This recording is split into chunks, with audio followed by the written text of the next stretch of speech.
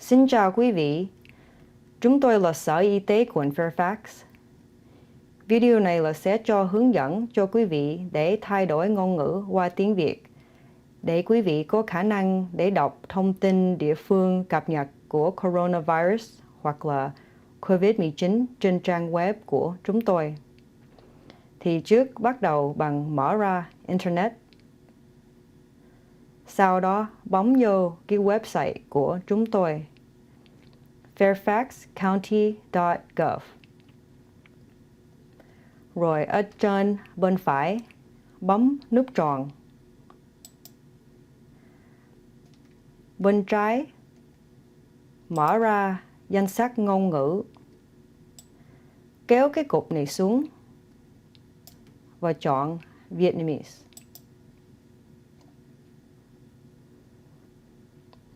Bây giờ nó thay đổi ngôn ngữ qua tiếng Việt. Rồi bên phải kéo cái này xuống.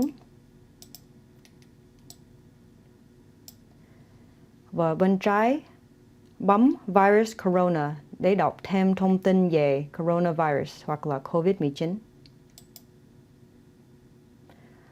Nó sẽ mở ra thêm một cái trang về COVID-19. Ở trên cái trang này, quý vị được đọc thêm thông tin về, ví dụ, thông tin sức khỏe hoặc là trường học. Chỉ bấm cái hình đây hoặc là đây, vân vân. Rồi đi xuống nữa là ở đây mình thấy thông tin cập nhật địa phương của COVID-19. Chỉ bấm nút đỏ. Ở dưới đây là có thêm thông tin và tin tức địa phương cập nhật về COVID-19 hoặc là coronavirus.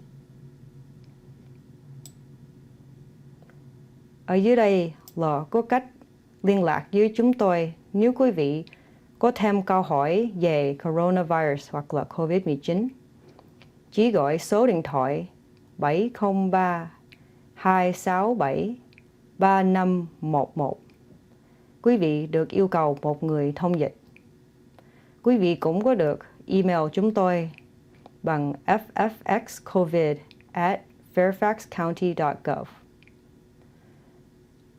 Rồi dưới đây có thêm thông tin về COVID-19 hoặc là coronavirus.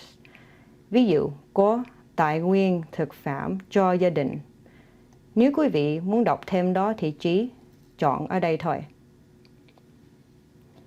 Rồi, bây giờ mình sẽ xem cái blog của chúng tôi. Mở ra một cái này thử. Cái này là cái blog của chúng tôi. Mỗi ngày là có thông tin và tin tức địa phương cập nhật mới. Để đổi cái ngôn ngữ thì ở bên trên bên phải mở ra danh sách ngôn ngữ. Kéo cái cục này xuống tới khi mình gặp Vietnamese. Chọn cái đó. Bây giờ nó thay đổi ngôn ngữ qua tiếng Việt. Bây giờ quý vị có khả năng để đọc thông tin địa phương cập nhật về COVID-19 hoặc là coronavirus. Nếu quý vị muốn đọc thêm thông tin từ ngày khác thì chỉ kéo cái cục bên phải xuống và bấm cái nút này. Những cái thông dịch này là từ Google Translate thì có thể là nó không có hoàn hảo. Nếu có bất cứ gì mà quý vị không có hiểu rõ, quý vị được liên lạc với chúng tôi. Số điện thoại của chúng tôi là 703 267 3511. 703 267 3511. Cảm ơn quý vị.